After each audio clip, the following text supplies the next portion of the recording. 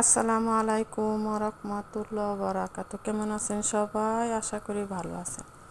এখানে দিছি পেঁয়াজ কুচি, এখন দিয়ে দিলাম পরিমাণ মতন তেল, একদম কম তেল।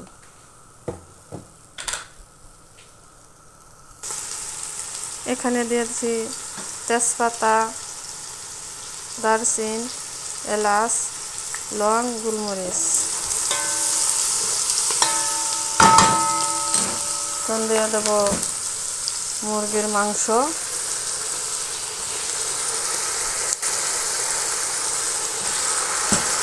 আদা রসুন বাটা,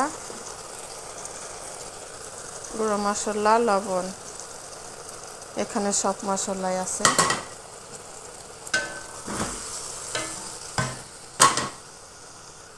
দিয়ে দেবো আলু, টমেটো, ক্যাপসিকাম।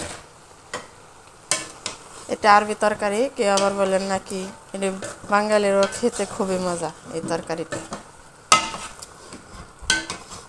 যারা আরবি ঘরে কাজ করেন তারা শিখে নিতে পারেন, এভাবে বানাই দিতে পারেন, খুবই মজা, খুবই সুস্বাদু।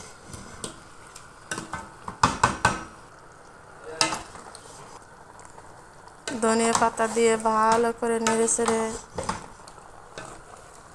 দিয়ে দেবো। লাজেম ধনিয়া পাতা দিতে হবে।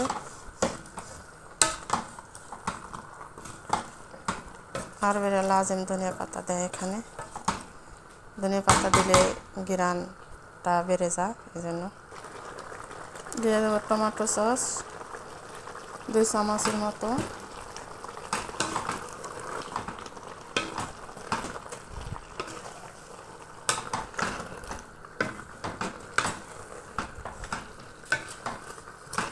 এখনই পানি উঠে গেছে।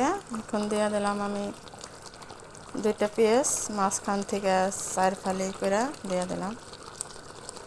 এখন চুলার আঁচ লাজেম বাড়াই দিতে হবে না, কারণ পানি দেওয়া যাবে না এখানে, মিডিয়াম আঁচে রাখতে হবে। এখন রেখে দিব, 1 ঘন্টার জন্য অপেক্ষা রাখবো।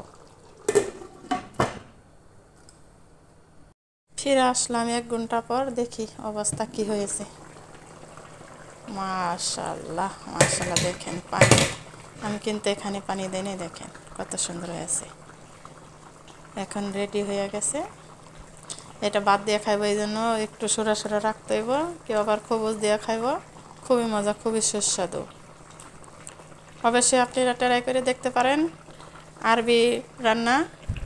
ও ভিডিওটা ভালো লাগলে অবশ্যই লাইক, কমেন্ট, শেয়ার করবেন ইনশাআল্লাহ। ভালো থাকবেন সবাই, আল্লাহ হাফেজ।